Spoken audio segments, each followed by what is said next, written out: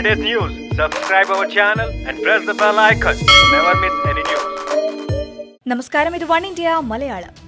തുടർച്ചയായി രാഷ്ട്രീയ സംഘർഷങ്ങളുണ്ടായ സാഹചര്യത്തിൽ കോഴിക്കോട് ജില്ലയിൽ കൂടുതൽ സായുധ പോലീസിനെ നിയോഗിച്ചു.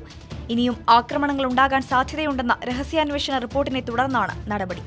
ഉത്തരമേഖല ഡിജിപി രാജേഷ് ദിവാന്റെ ഉത്തരവ് പ്രകാരം 4 കമ്പനി സേനയാണ് ഇപ്പോൾ ജില്ലയിൽ നിയോഗിച്ചിരിക്കുന്നത്. നഗരത്തിലും ഗ്രാമപ്രദേശങ്ങളിലുമായാണ് സായുധ സേനയെ വിന്യസിച്ചിരിക്കുന്നത്. കോഴിക്കോട് നഗരത്തിൽ മാത്രം ഒരു കമ്പനി സേനയെ ചുമതലപ്പെടുത്തിയിട്ടുണ്ട്. ഉൾപ്രദേശങ്ങളിൽ 3 കമ്പനി സേനയാണ് നിയോഗിച്ചിരിക്കുന്നത്. വടകര, നാദാപുരം, പേരാമ്പ്ര, കുറ്റ്യാടി, ബാലുശ്ശേരി, കൊയിലാണ്ടി എന്നിവിടങ്ങളിലാണ് സായുധ സേന തമ്പടിച്ചിരിക്കുന്നത്.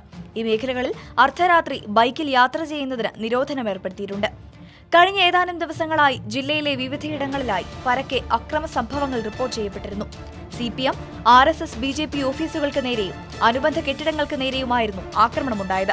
വെള്ളിയാഴ്ച പുലർച്ചെ CPM ജില്ലാ കമ്മിറ്റി ഓഫീസിന് നേരെയുണ്ടായ ബോംബേറിൽ പ്രതിഷേധിച്ച് കോഴിക്കോട് ശനിയാഴ്ച CPM ഹർത്താൽ നടത്തിയിരുന്നു. CPM നടത്തിയ പ്രതിഷേധ പ്രകടനത്തിനിടെ അങ്ങിങ്ങ് അക്രമ സംഭവങ്ങൾ റിപ്പോർട്ട് ചെയ്യപ്പെട്ടു.